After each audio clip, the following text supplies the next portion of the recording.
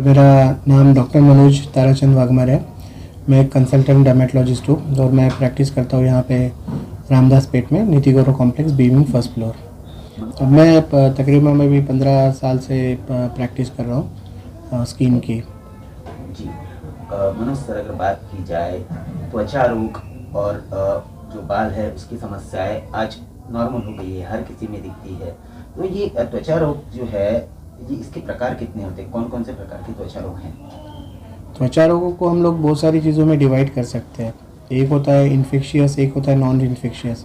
तो हमको अगर फंगल इन्फेक्शन हो जाए तो फंगल इन्फेक्शन जो हमको फंगस की वजह से हो सकता है, बैक्टीरियल इन्फेक्शन, वायरल इन्फेक्शंस होते हैं। और एक होता है नॉन इन्फेक्शियस। नॉन इन्फेक्शियस को अगर हम लोग बोले तो उसमें जैसे किसी को एलर्जी हो जाती किसी चीज़ की जो कि वायरल, बैक्टीरियल या फंगल इन्फेक्शन नहीं है, तो दवाई गोली की एलर्जी हो सकती है, धूप गोली की एलर्जी हो सकती है। कभी कुछ बीमारियां रहती है जो बीमारी के साथ में एसोसिएटेड स्किन के सिम्टम्स होते हैं। जैसे डायबिटीज़ अगर होता है किसी को तो बैक्टीरियल इन्फेक्शन होने के चांसेस ज़्यादा होते हैं। किसी को धूप की एलर्जी होती है तो जो हिस्सा चेहरे का या बॉडी का धूप में ज़्यादा आता है तो उसके ऊपर रैश होने के चांसेस ज़्यादा रहते हैं। तो ऐसे बहुत सारे प्रकार हैं। उसमें भी फिर हम लोग अगर स्किन की थोड़ा सा डीपर जाए तो लेवल के ऊपर भी स्किन की जो बीमारियां होती है वो डिपेंड की जा सकती है बेसिकली। फिर शरीर के जो जो हिस्से हैं उसके हिसाब से भी, जैसे स्किन में हम लोग पर्टिकुलरली नाखून और बाल और स्किन, तो स्किन हम लोग जैसे बोलते हैं कि skin is the largest organ in the body. Skin हमारे शरीर का सबसे बड़ा ऑर्गन है, तो हम लोग इसको एक ऑर्गन के जैसे देखेंगे। ओके, बट सिर्फ ये ऑर्गन को कौन कौन सी चीज़ अफेक्ट कर सकती है, ऐसा नहीं है कि सिर्फ हमको इन्फेक्शन ही अफेक्ट करेगा। हमारी खुद की बॉडी सिस्टम, जैसे अगर हमारा मान लो वज़न बढ़ रहा है, ओके, तो वज़न बढ़ने के हमको कुछ चेंजेस हमारे स्किन के ऊपर हो सकते हैं।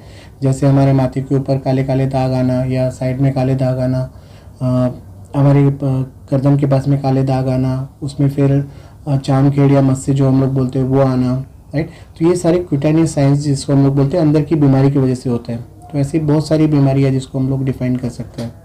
जी सर, बालों का झड़ना ये स्किन की ही तकलीफ है या कुछ और? बालों का झड़ना डेफिनेटली स्किन की तकलीफ है। बेसिकली हमारा हेयर फॉलिकल जो होता है वो एक साइकिल के अंदर ग्रो करता है। तो हम लोग जो देखते हैं, कुछ लोग हमारे पास में कंप्लेंट लेके आते हैं कि उनके बाल झड़ रहे हैं। तो बहुत बार ऐसा देखा गया कि बाल झड़ रहे हैं, लेकिन बाल झड़ने के बावजूद they are not getting bald. बाल झड़ रहे हैं लेकिन नए बाल भी आ रहे हैं। अगर आपके मानो बाल सिर्फ झड़ रहे हैं लेकिन नए बाल भी आ रहे हैं तो it is not big issue basically, क्योंकि नॉर्मली एक दिन में 50 से 100 बाल आपके झड़ सकते हैं। बाल एक साइकिल के अंदर ग्रो करता है जिसके अंदर 3 स्टेजेस होती है, जिसको हम लोग बोलते हैं एनाजन, कैटाजन और टेलोजन। तो 90% जो बाल होते हैं वो एनाजन स्टेज में होते हैं। मतलब एनाजन स्टेज में आपका बाल सिर्फ बढ़ेगा। जैसे एक बाल सिर के ऊपर उगेगा वो कम से कम 4 से 5 साल तक रहता है, 6 साल तक रहेगा, फिर वो झड़ जाएगा, उसकी जगह पे नया बाल आएगा। जैसे पेड़ के पत्ते झड़ते हैं फिर नए पत्ते आते हैं। बट अगर आपके बाल झड़ रहे हैं लेकिन नए बाल नहीं आ रहे तो then that is a concern. तो डेफिनेटली आपको किसी त्वचा रोग विशेषज्ञ को दिखाना चाहिए। उसमें भी डिफरेंट प्रकार होते हैं बेसिकली। जैसे मैंने एनाजन, कैटाजन और टेलोजन बताया। तो एक होता है एनाजन जिसमें आपके जो बढ़ने वाले बाल है जो एक्चुअली 4-5 साल तक आपके रहने चाहिए लेकिन वो झड़ रहे हैं। एक होते हैं टेलोजन, वो तो झड़ने वाले हैं लेकिन कभी कभी एक्सेस मात्रा में झड़ते हैं। जैसे हम लोग कभी हमको टाइफाइड, मलेरिया, जॉन्डिस हो गया तो उसके 4-5 महीने के बाद में या प्रेगनेंसी के बाद में डिलीवरी हो गया, डिलीवरी के 6 महीने के बाद में तुरंत में ऐसे हाथ लगाओ बाल झड़ने लगते हैं। But this hairs are actually recoverable. अगर आप कोई दवाई भी नहीं करते हो तो मोस्ट ऑफ द टाइम हमारा अगर डाइट अच्छा रहता है तो उसके बाद में वो रिकवर हो जाते हैं। और एक होता है जो कॉमनेस्ट जो बाल झड़ने की समस्या होती है जिसको हम लोग कहते हैं मेल पैटर्न बाल्डनेस या फिर एंड्रोजेनेटिक एलोपेशिया। जैसे नाम सजेस्ट करता है एंड्रोजेनेटिक एलोपेशिया। एंड्रोजेंस मतलब हार्मोन्स और जेनेटिकली प्रीडिटरमाइंड लोगों में होता है। तो हार्मोन की वजह से जैसे हमारे माता पिता के साइड में अगर फैमिली हिस्ट्री होती है तो बाल झड़ने की समस्या होती है जिसमें बाल आपके एक्चुअली झड़ने के बजाय पतले पतले होते जाते हैं। तो धीरे धीरे करके हमारी हेयर लाइन जो है पीछे जाती है और ऊपर की इस हिस्से के बाल आपके पतले पतले होते जाते हैं। साइड की और पीछे के बाल जनरली हम लोग देखेंगे तो वैसे ही अनअफेक्टेड रहते हैं। तो that happens because of the hormone जिसको हम लोग DHT हार्मोन बोलते हैं। तो वो हार्मोन बेसिकली यहाँ के बालों के ऊपर एक्ट करता है और यहाँ पे के बालों को मिनिएचराइज करता है। मिनिएचराइज करना मतलब बालों को पतला पतला कर देना, और इतना पतला कर देता कि हमको दिखाई नहीं देता। जैसे हमारे दाढ़ी के बाल एकदम मोटे होते हैं, हाथों के बाल उससे थोड़े पतले, माथे के बाल उससे भी पतले होते हैं, लेकिन हमको वो उसको हम लोग विलस हेयर्स बोलते हैं, तो वो हमको दिखाई नहीं देते हैं। तो एंड्रोजेनेटिक एलोपेशिया में मोटे बाल धीरे धीरे करके पतले हो जाते हैं, इतना पतला हो जाता है कि गायब हो जाता है, हमको दिखाई नहीं देता, पूरा एट्रोफिक वहाँ का स्किन हो जाता है। जी सर, अगर बाल की अगर बात करें तो हेयर ट्रांसप्लांट ये एक बहुत ही कारीगर ऐसी थेरेपी आई हुई है, जी। सर्जरी आई हुई है, तो ये किस हद तक के कारीगर है?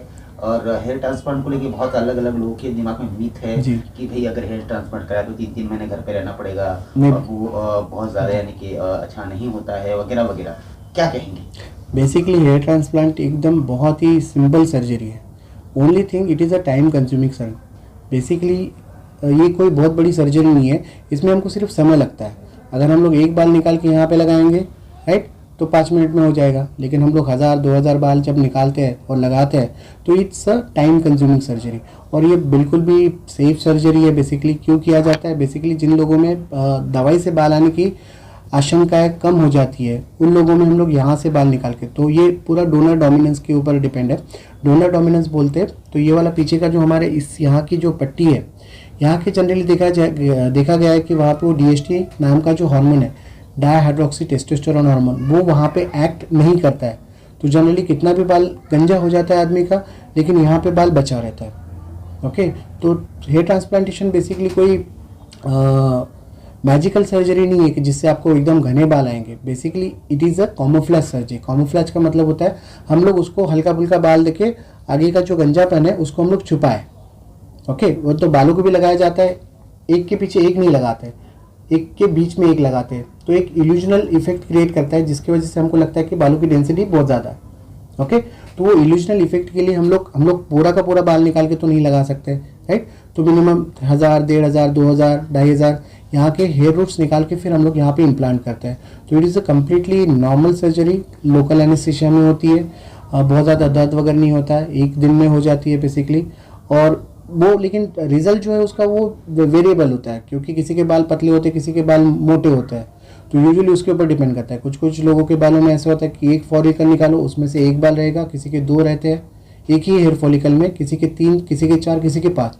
तो जिनके 4 या 5 हो गए उनको तो ऑब्वियसली ज़्यादा अच्छा घना रिजल्ट आएगा। तो it is completely normal surgery. और आजकल जो कॉमनेस्ट लोग करते हैं वो फॉलिकुलर एक्सट्रैक्शन सर्जरी या एक्सीजन सर्जरी करते हैं, जिसमें सिंगल बाल निकालते हैं। एक होता है फॉलिकुलर यूनिट ट्रांसप्लांट, जिसमें पूरी की पूरी स्किन की यहाँ की पट्टी निकाली जाती है और पट्टी को फिर निकाल के फिर एक एक सिंगल बाल उससे सेपरेट किया जाता है, फिर हल्का सा छेद बना के उसके अंदर इम्प्लांट किया जाता है। So it's completely normal surgery, 1 दिन में हो जाती है। 7 से 10 दिन तक आपको थोड़ा सा ज़्यादा केयर करना होता है। एक बार अगर आपके बाल फिट हो गए तो उसके बाद में आप शैम्पू वगैरह सारी चीज़ें आप कर सकते हो। नॉर्मली वैसे ही आपका सारी चीज़ें चलेगी जो आपको हेयर केयर में बताया गया है। बालों को लेकर और गंजे बाल को लेकर बहुत सारी मूवीज भी बनी है जिसमें इस चीज़ को बहुत ज़्यादा यानी कि हाइप करके बताया गया है। जैसे बाल रिट्रांसप्लांट करते समय अगर कोई शुगर पेशेंट है तो उसको बहुत ज़्यादा प्रॉब्लम जाती है, इस तरह के भी मिथ है क्या? नहीं, शुगर पेशेंट को हमको थोड़ा सा प्रिकॉशन लेना होता है। हम लोग जब भी ट्रांसप्लांट करते हैं तो उसके पहले हम लोग कुछ जांचें करते हैं पेशेंट की। वो जांचें अगर कंपैटिबल है, नॉर्मल है, तभी हम लोग सर्जरी कर सकते हैं। ब्लड शुगर का, ब्लड प्रेशर का कंट्रोल में होना डेफिनेटली बहुत ज़रूरी है। इसके लिए हम लोग पहले पेशेंट को सारी जांच करने के बाद में, इंक्लूडिंग इसके ECG भी हम लोग कराते हैं और हम लोग फिजिशियन का ओपिनियन लेते हैं। जब तक उसका ब्लड शुगर कंट्रोल में नहीं होगा तब तक हम लोग सर्जरी डेफिनेटली अवॉइड करना ज़्यादा बेटर होगा बेसिकली। तो क्योंकि ब्लड शुगर अगर ज़्यादा रहता है तो इन्फेक्शन होने के चांसेस ज़्यादा रहते हैं। तो इन्फेक्शन अगर हो गया तो हमारे हेयर ट्रांसप्लांटेशन का रिजल्ट भी हमको थोड़ा सा पुअर आएगा। तो ये सारी प्रिकॉशंस लेना तो definitely is very very important. जी सर, त्वचा रोग की अगर बात करें, त्वचा रोग हो या बाल का कम होना हो, इससे इंसान का मनोबल कहीं ना कहीं कम हो जाता है और वो बहुत ज़्यादा खुद को असहाय ऐसा महसूस करता है। ऐसे लोगों के लिए जो चैनल देख रहे हैं उनको क्या संदेश आप चैनल के माध्यम से देंगे? देखो, ये अभी तो सेल्फी का ज़माना है, सब लोग अपनी अपनी सेल्फी खींच के फेसबुक, यूट्यूब कहीं पे डालते रहते बेसिकली। तो हम लोग बाहर की दुनिया में कहीं से खो गए, एक प्रकार के वर्चुअल वर्ल्ड में हम लोग जी रहे हैं basically. So everyone wants flawless skin, but believe me, no one has flawless skin, there is gonna be some kind of flaws. तो फ्लॉज को आपने निगलेक्ट करना है बेसिकली। सबसे इम्पॉर्टेंट मैं आपको जो चीज़ बताऊंगा वो है you have to accept yourself, most important.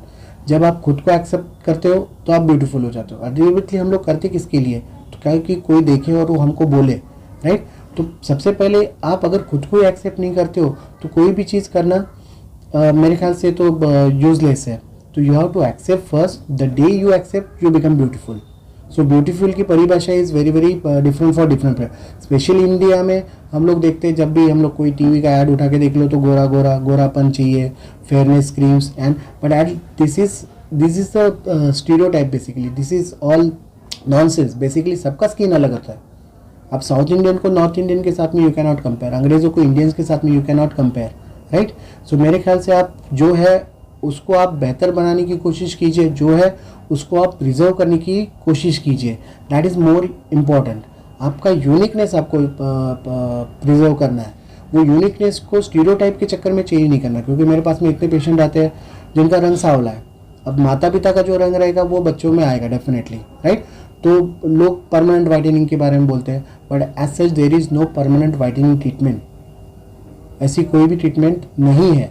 सबका स्किन टोन जो होता है वो डिफरेंट होता है, उसको हमको एक्सेप्ट करना चाहिए. वो और ज़्यादा खराब या मतलब टैन ना हो, रंग सांवला ज़्यादा ना पड़े, उसके लिए हमने प्रयास करना चाहिए. That is more important. Otherwise fairness के चक्कर में बिल्कुल भी नहीं पड़ना है. अब फेयरनेस के चक्कर में पड़ के टीवी इधर उधर देख के या कोई दोस्त लोग बता देते हैं तो गलत सलत ट्यूब्स लगा देते हैं, तो उसके साइड इफ़ेक्ट भी हो जाते हैं. साथ में जो प्रॉब्लम है वो वही बनी रहती है. तो अपने मन से तो बिल्कुल भी इलाज नहीं करना चाहिए, किसी के चक्कर में नहीं पड़ना चाहिए. You have to accept yourself. That is more important. जब आप खुद को एक्सेप्ट करते हो अपने आप आपको कॉन्फिडेंस बढ़ जाता है बेसिकली.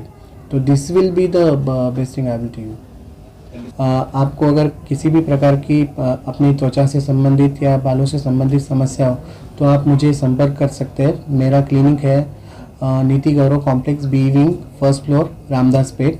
और एक दूसरा मेरा क्लिनिक है जो है Amba Shiv Shakti Nagar, Manewada Besa road, opposite Vrindavan lawn.